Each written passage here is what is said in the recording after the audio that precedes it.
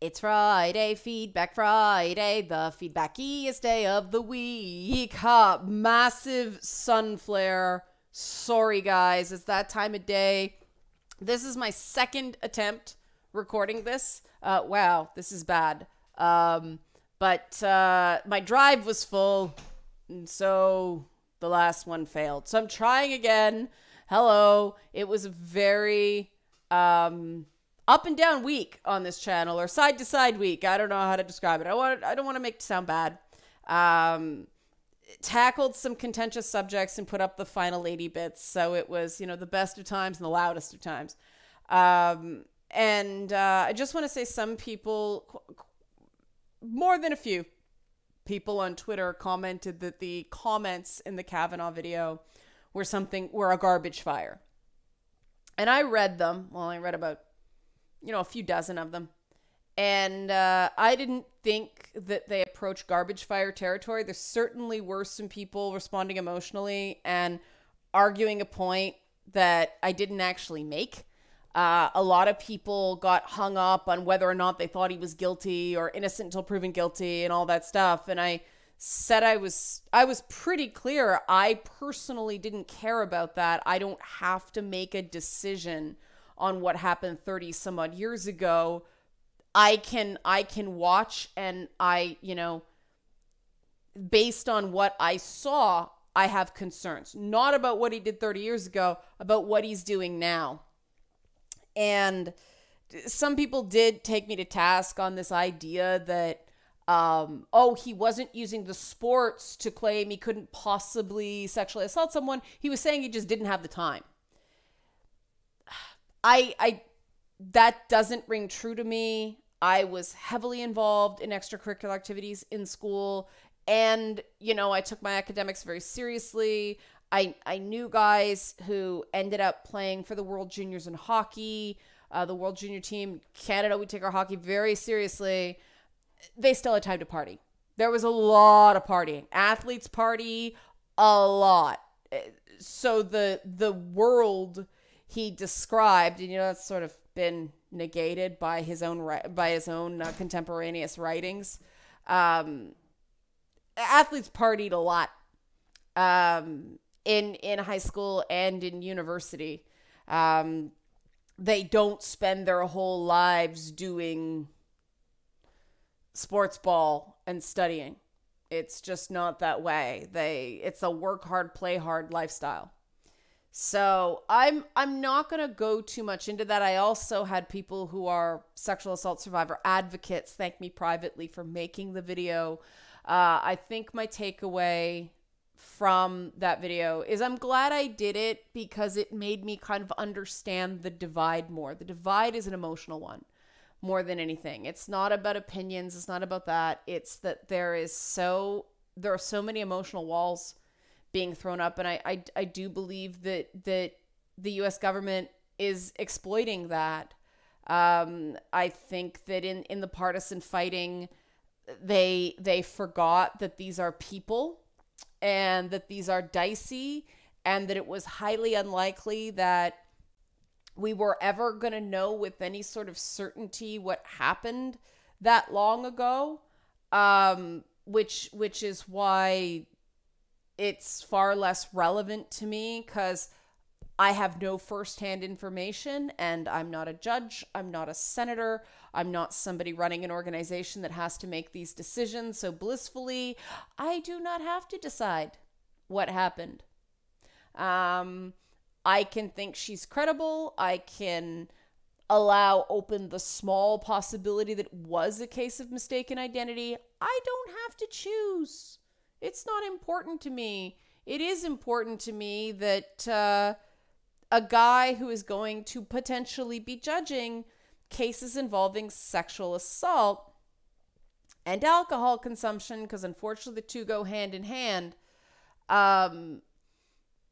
seems to have some very non-scientific, non-best evidence attitudes about how these paradigms go. And there were far more thumbs up than thumbs down on that video. So I don't want to spend too much time on it. I just want to, in part, say I don't really think the angry comments at me were so bad. Some people made some ad hominem attacks, but most didn't. Most were just coming from a very reactive place, and I do think we have to find a way past that reactive place. The people that unsubscribed, it's too bad because they'll never move beyond that reactive place. We can't continue a dialogue if people are going to rage quit and go home. But that's on them, not me. You guys know I do this from time to time and don't really worry about who unsubs because I gain them back. And, you know, it did help some people. It helps some people you know, organize their own thoughts in their own head. And it made some people feel like, you know, what they heard was somebody being rational and more common sense. And it helped them sort out their own opinions on the thing. And they didn't always agree with me, but it helped them sort it out. And that's the point. So I'm glad I did it. Despite the screamy. I knew the screamy was coming, was the thing. I can't act like I'm so shocked or anything like that because that comes with this territory, right? And we have to sort of, the people that are willing to move beyond the screaming, we have to take a few hits, you know? I have the uniquely unfortunate privilege, I guess, of being on both sides of the sort of sexual assault allegation or sexual misconduct allegation coin. I did come forward with an organization that I was a returning guest at. Every few years I'd come back and you know, there was a guy there at first. At first it was great, but increasingly he started getting in a bad place and he became increasingly inappropriate. And there was eventually a point where I had to say, look, stop. He didn't listen. I had to escalate it. And they didn't believe me. The organization didn't believe me.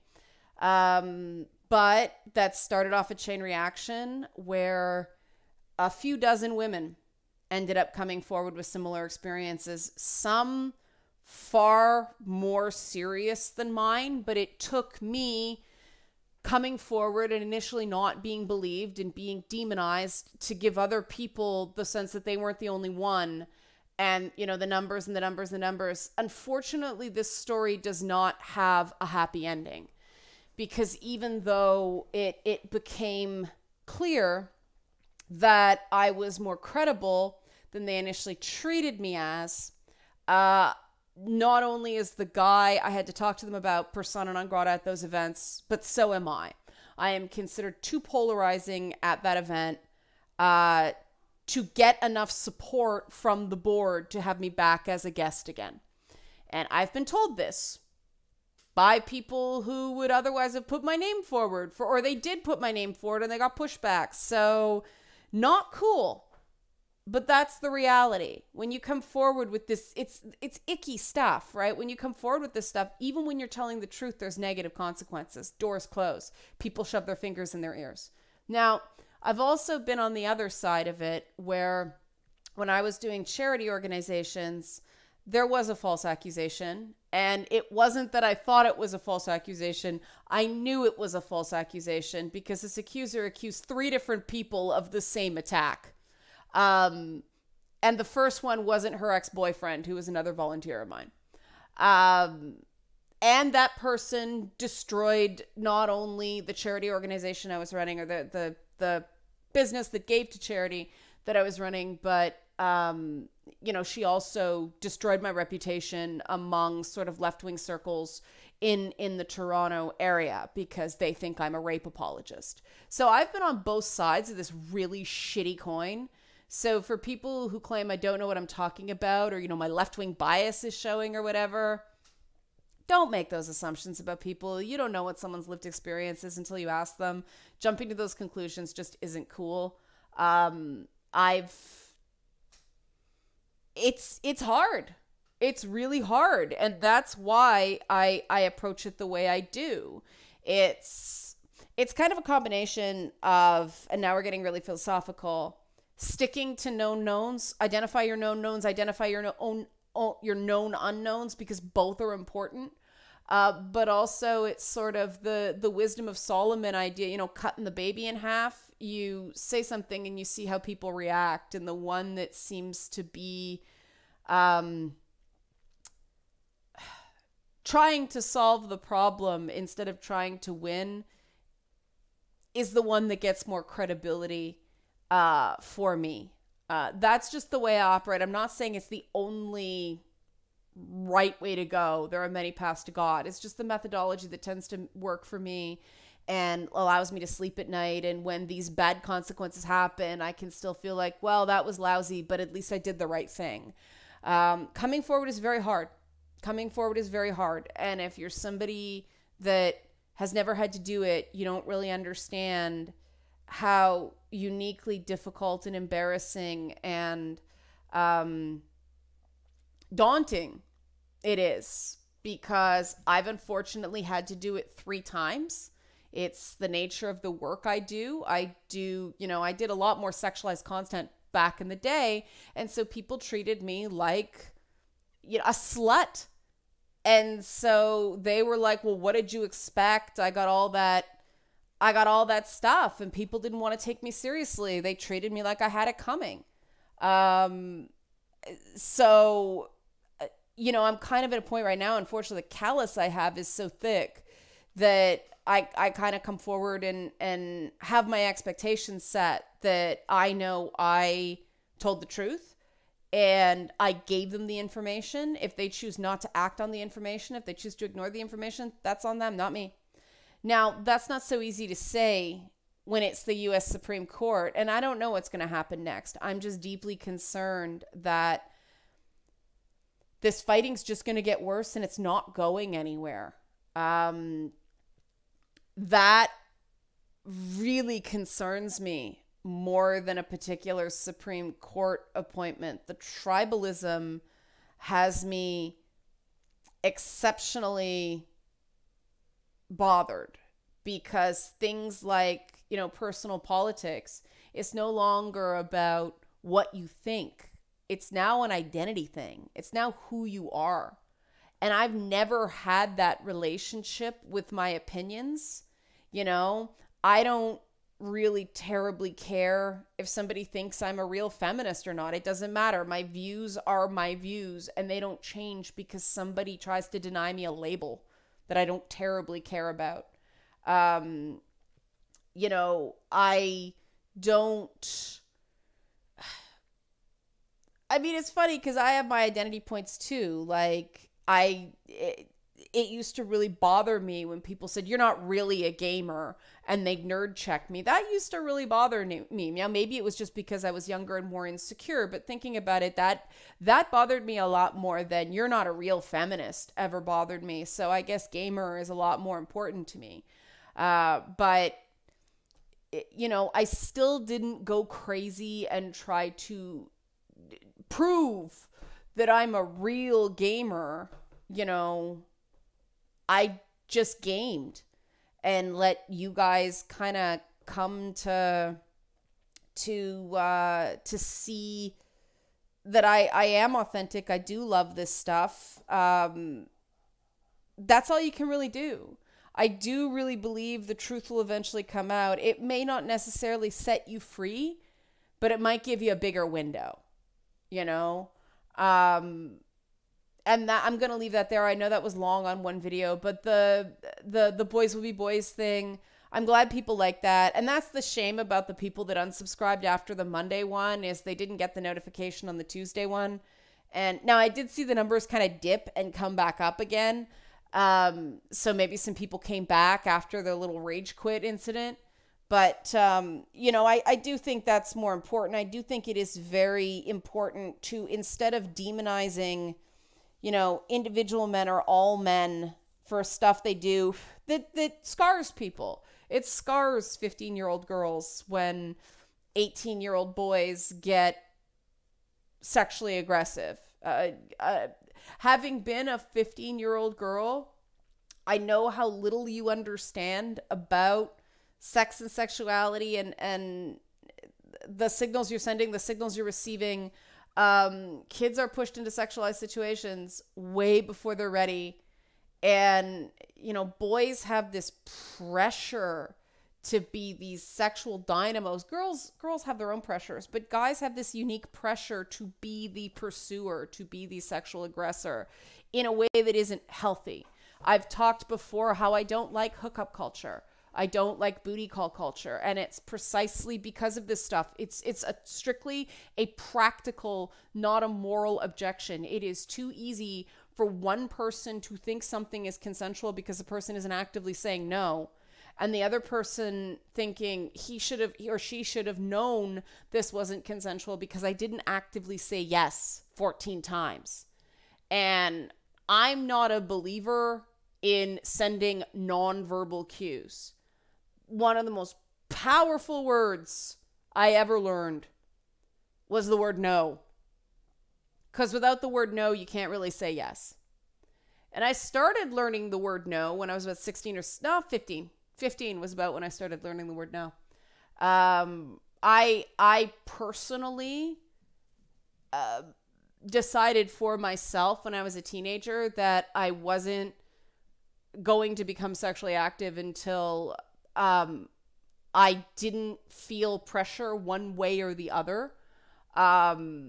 And I felt like I understood it. I was prepared to accept the consequences.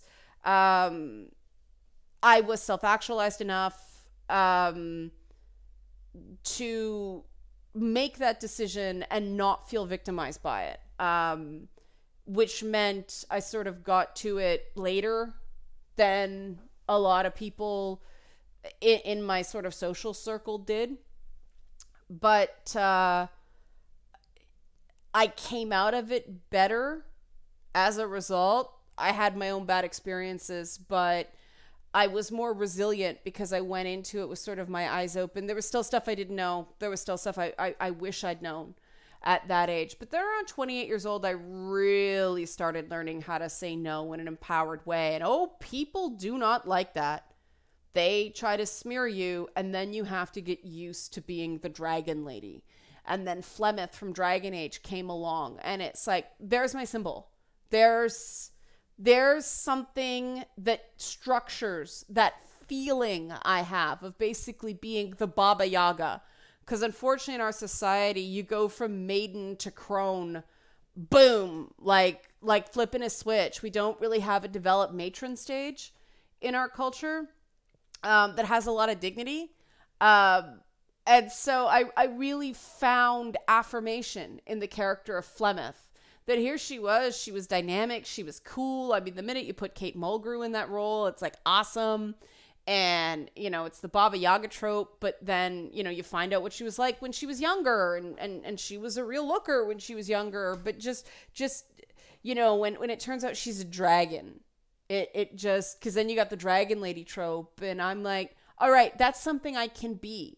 That's taking all the negative things that somebody has said about me and turning it into something, a character that has positives, that has a positive meaning, that fits in a world, even if it's fictional. And that's the power of this stuff. And that's why I was so kind of disappointed in the way Inquisition went kind of Skyrim-y and the characters got really diluted.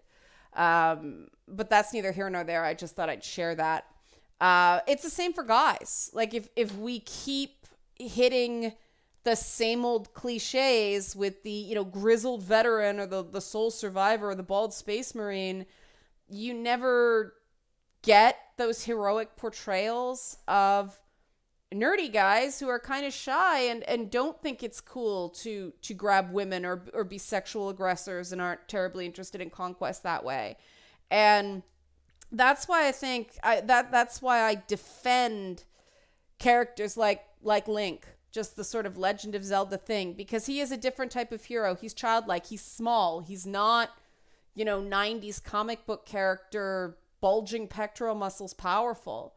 And I think that's part of the reason why Link is so beloved is that gamers can relate to the heroism of courage instead of the heroism of power.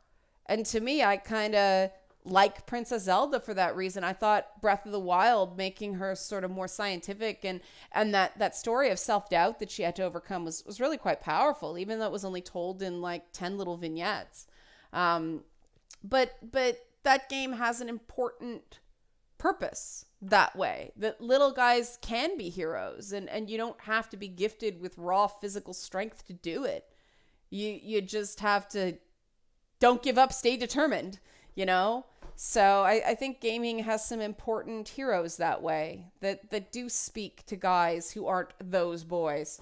But I want to talk about Lady Bits right now. Thank you guys so much for the support. I'm really glad you liked it. I felt that show felt good. So I'm glad you liked it as much as I did. There are some shows that I wasn't as confident just because of process. That's the problem when you're the creator. Process can get in the way of being objective about a show. If something's really fun, you can sort of miss the things that are kind of crappy. And when something's really hard to do, you never feel good about it, even if you get positive response to it. You guys, I'm glad you like the whole Princess Sparkle Muffin thing, because I really like that versus mode, and I really want to use that character again. I have plans for Princess Sparkle Muffin, but that's the what's next thing. And I got, Mouse Mary Jest. He kept that a secret for weeks, man. We did it. We recorded that across the miles. He's in the US. I'm obviously in Canada. We were never in the same physical space. We didn't even sing that together, which is why my sync is off. It just the iPad for future endeavors will get better technology somehow. But man, harmonizing with someone is really tough when they're not there. And it was weird harmonizing in that song. So I think we did all right, all things. I mean, he's an incredible singer. Mouse Mary Jest, man, that guy, part of the reason I wanted to do a thing with him, even as a parody song, and I'm glad he was willing to take his big, Italian tenor voice, his big Madame Butterfly voice, and be a sim. And he was the one that did all the visuals. So he's the one that made all the sims, the Beelzebub sim and the Lietta sim and the Momo sim. He did all of that. He did a great job. He went really above and beyond. And I just really wanted to show that, I beat on the sims really hard, but I wanted to set an example of just kind of trying to be cool. And yeah, I did write all that Simlish. I came up with stuff that kind of made sense. And I had to have wabba-dee-ba-doo, and it had to be the big crescendo. She said, wabba-dee-ba-doo. And that was a harmony part. Celine Dion pops octaves in that freaking place. And it took me forever to figure that out. I was a little bit intimidated trying to parody Celine Dion. Because the Disney princess voice I did for Princess Sparkle Muffin, that's in my wheelhouse. That's musical theater. Disney princesses sound like that because they used musical theater actresses to sing the parts. So that was no problem. I can write Disney song parody in my sleep. Like, apologies to the late Alan Menken.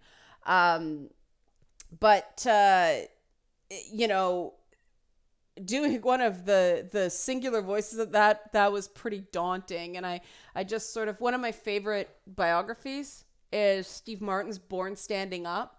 And one of the big things I've done with the comedy stuff, getting myself okay with risks, is like, well, I can't, he was like, I can't play the banjo, but I can play the banjo funny. And I can't sing, but I can sing funny. And I sort of took that approach, and me with my passable musical theater chorus voice. That's all I've ever had to use it for. Just like, can you get through Guys and Dolls? Awesome. That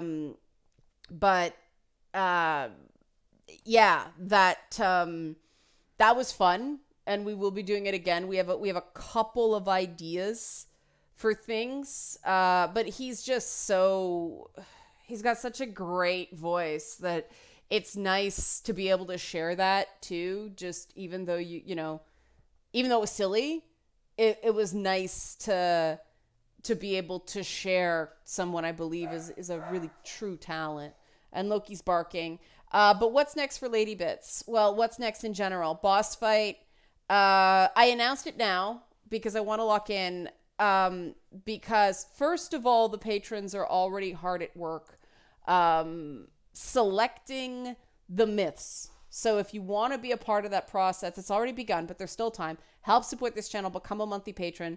Patreon.com/LeannaK, because I have been moving. I haven't had a chance to develop that much, but it's all right because, got to give people time to include.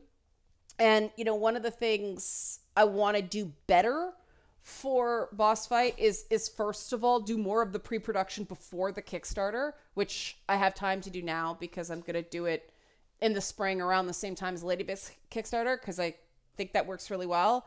I also want to get out of Q4, Q1 in terms of money because everybody's buying games then, right? That's why I kind of wait April, May-ish to do it, because I don't want to compete because I'm buying games too at that time, right?